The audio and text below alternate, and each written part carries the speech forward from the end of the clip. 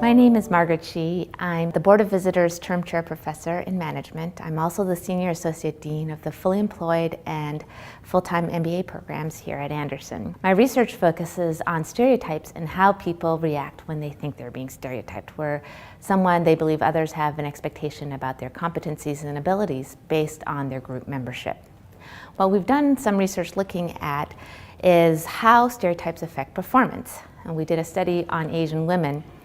And what we did is we had them take a math test right before, and we highlighted one of two identities: their female identity, which is associated with negative math stereotypes, and Asian identity, which is associated with positive math ability stereotypes.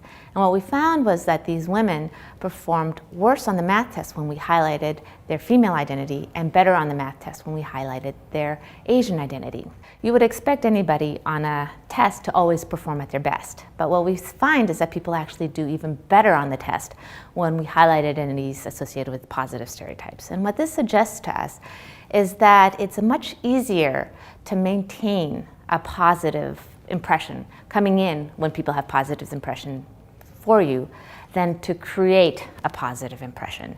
And so when you are in a field where you are either in the minority position or you're a member of a group where people have worst expectations of your negative stereotypes about your group membership, then you are in a difficult position because you have to prove yourself first before you go into any kind of performance situation.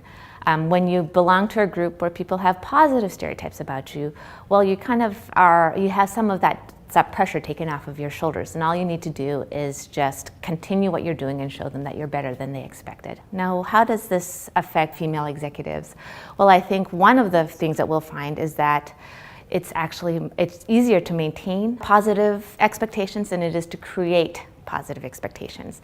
And when female executives who aren't considered prototypical in the boardroom need to come in, they'll often find that, you'll need to prove yourself. And that's a bigger challenge than when, say, male executives who are very common in the boardroom come in, they already have that benefit of the doubt associated with them. So there's a bigger hurdle for executives to come in.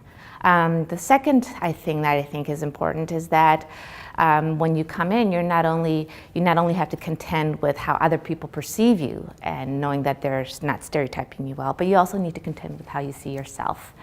And so this is where it makes a difference to think about sort of situations where you can feel confident about yourself, where you think people will have positive expectations of you, and highlighting those identities.